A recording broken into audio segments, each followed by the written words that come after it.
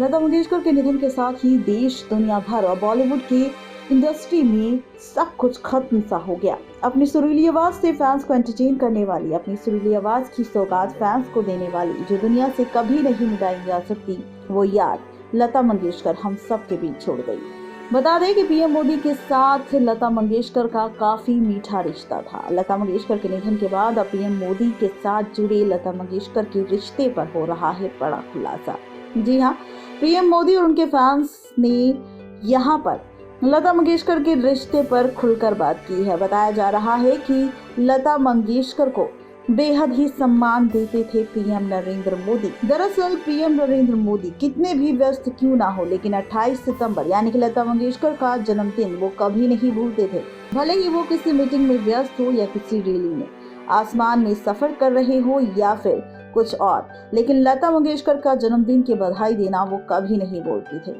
2019 में भी कुछ ऐसा ही हुआ था, जब पीएम नरेंद्र मोदी विमान की यात्रा कर रहे थे और उन्होंने विमान से ही कॉल करके लता मंगेशकर को उनके जन्मदिन की बधाई दी थी और कहा था कि वो जरूर उनके जन्मदिन पर उनसे मिलने आएंगे। इसके बाद में ऑल इंडिया रेडियो के जरिए गाए गए एक ऑडियो वीडियो में सुन सकते हैं कि कैसे पीएम नरेंद्र मोदी ने फोन करके लता मंगेशकर को फोन पर जन्मदिन की बधाई दी थी। इस ऑडियो की शुरुआत होती है खुद पीएम मोदी की आवाज से। वो कहते हैं, लता दीदी प्रणाम, मैं नरेंद्र मोदी बोल रहा हूँ। नरेंद्र दी कहती है धन्यवाद। फिर पीएम मोदी फोन पर कहते हैं कि मैं दरअसल हवाई जहाज में ट्रैवलिंग कर रहा हूं और पहले ही आपको जन्मदिन की शुभकामनाएं दे रहा हूं। लता दीदी उन्हें धन्यवाद कहती है और मोदी जी बताते हैं कि आपका जन्मदिन होगा तो मैं शायद यहाँ नहीं रहूंगा, यात्रा में रहूंगा, इसलिए आपको पहले से ही जन्मदिन की बधाई दे रहा हूँ। कहते हैं कि लता मंगेशकर और पीएम नरेंद्र मोदी के बीच भाई बहन का बहुत प्यारा रिश्ता था।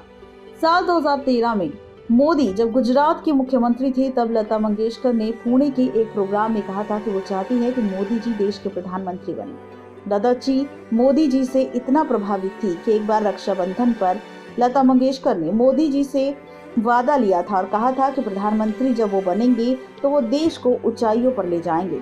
पीएम मोदी ने लता दीदी से ये वादा किया और इस वादे को पूरा भी किया।